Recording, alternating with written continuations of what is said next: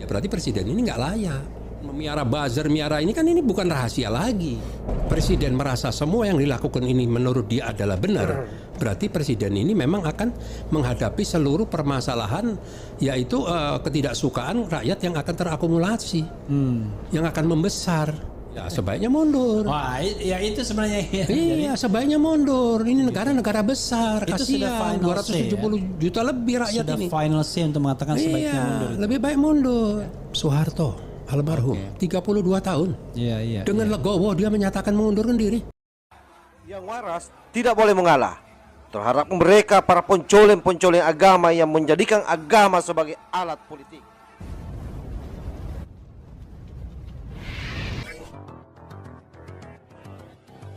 Assalamualaikum warahmatullahi wabarakatuh. Om Swastiastu, Namo Buddhaya, salam kebajikan.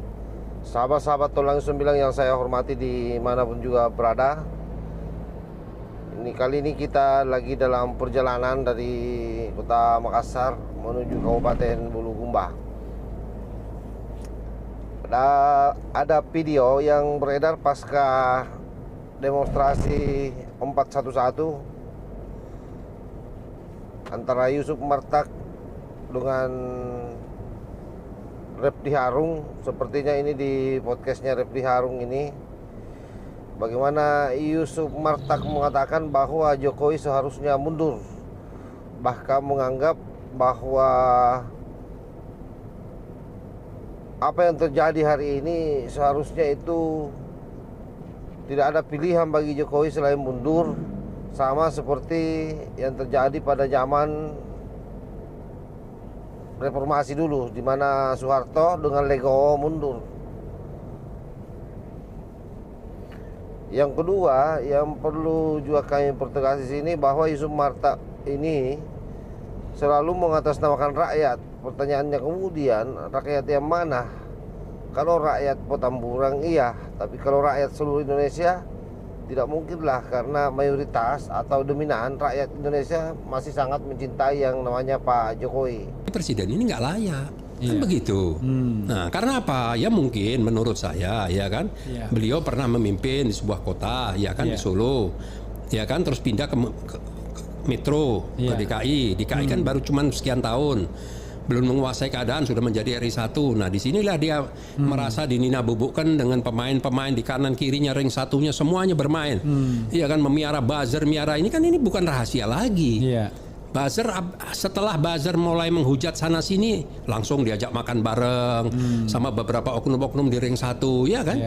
Ya, jenderal-jenderal merah lah kalau saya bilang lah. Nah, ini bagaimana kalau negara sudah dikelola? Setahun yang lalu saya selalu bilang bahwa negara ini dikelola dengan manajemen pemerintahan yang sifatnya seperti preman, seperti gangster. Nah, ini kenyataan sekarang. Jadi so what? Kalau memang begitu, apa yang sebenarnya ingin dikatakan oleh Ustadz? Ya, kalau seandainya presiden merasa semua yang dilakukan ini menurut dia adalah benar, berarti presiden ini memang akan menghadapi seluruh permasalahan, yaitu ketidaksukaan rakyat yang akan terakumulasi, yang akan membesar, yang berakibat nanti akhirnya ini di jalanan kan, akhirnya ini kan tidak kita inginkan. Kalau memang menurut saya, kalau memang presiden ini memang sudah memahami semua, contoh kayak kasus masalah BBM, kenapa harus bersikukuh? Kenapa tidak berpikir bagaimana, apa salahnya menurunkan BBM? Kan sudah banyak pakar-pakar yang menyatakan bahwa itu tidak tepat, semua alasan-alasan yang dikemukakan tidak layak lah untuk dijadikan alasan naiknya BBM. Tapi tetap aja tidak punya sensitivitas tinggi. So what? Jadi? Ya sebaiknya mundur. Wah, ya itu sebenarnya. Iya, sebaiknya mundur. Ini negara besar, itu kasihan. sudah 270 juta lebih rakyat sudah ini. Final say untuk mengatakan sebaiknya mundur. Lebih baik mundur.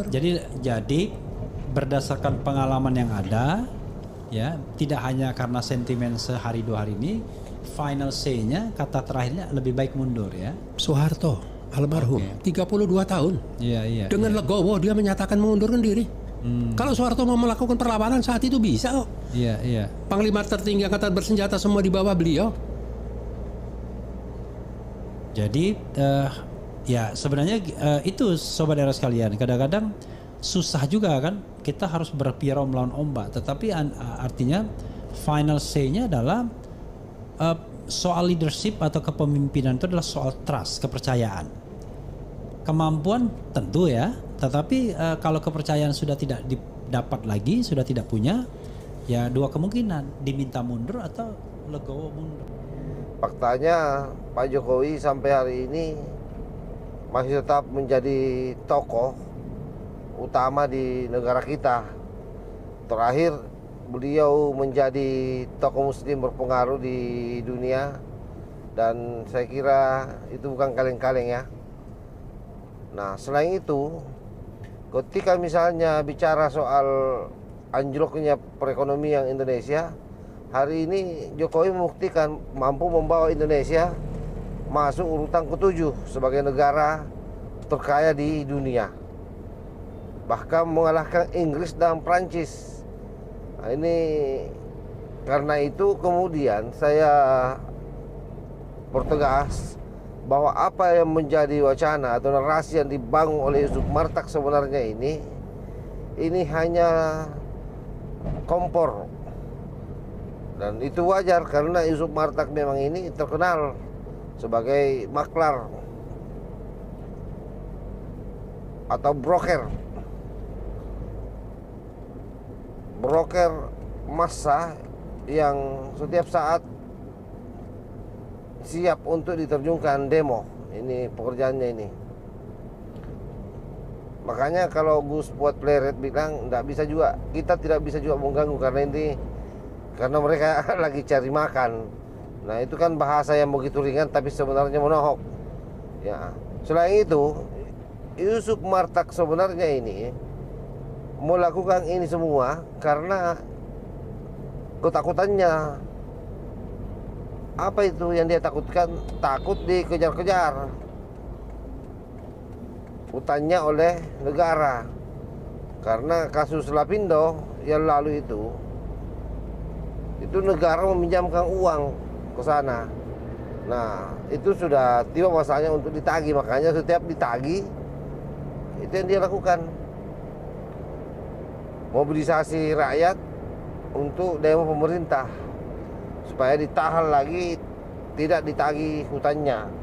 Nah, untungnya Yusuf Martak ini karena masih ada juga rakyat yang mendengar dia, masih ada rakyat yang mau ikut dengan ajakannya untuk demo.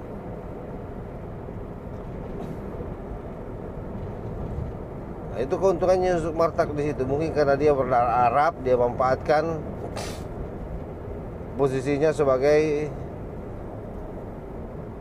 warga kelas 1 lah.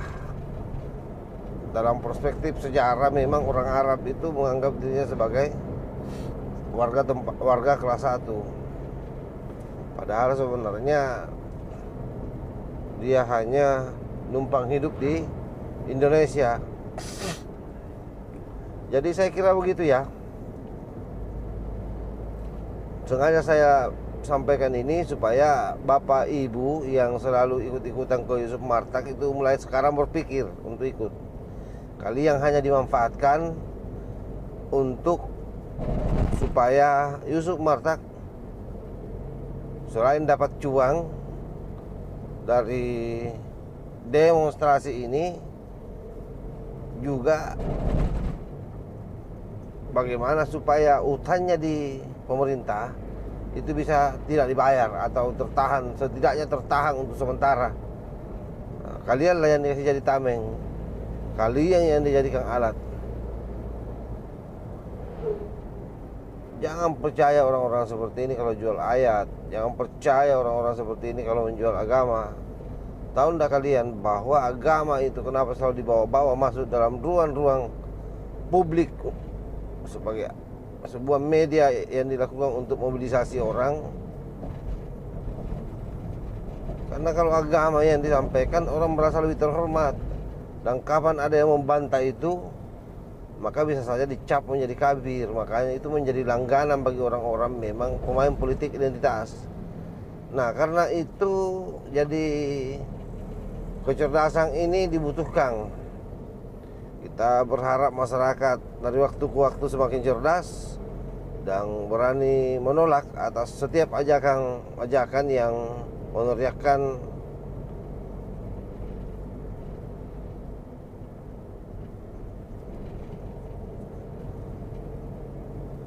keinginan mereka untuk menjatuhkan Pak Jokowi. Karena sesungguhnya bukan itu target terakhirnya. Target terakhirnya adalah bagaimana negara ini yang sudah memiliki dasar negara yakni Pancasila itu dia ganti dengan dasar negara yang berdasarkan khilafah. Itulah targetnya. Mereka ingin mensuryakan Indonesia.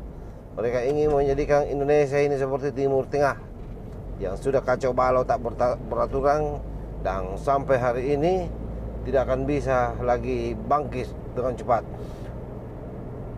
Utuhnya mereka salah satu itu diakibatkan oleh budaya yang tidak ada. Oleh karena itu degradasi budaya bisa sangat berpengaruh terhadap negara kita dan bisa mempercepat kehancuran negara kita. Oleh karena itu jagalah budaya itu genggam baik-baik, karena itulah yang menjadi semangat kita untuk bisa bertahan hidup sampai hari ini. Lahul muwafiq ila aqwamit thariq. Wassalamualaikum warahmatullahi wabarakatuh. NKRI harga mati. Salam Nusantara.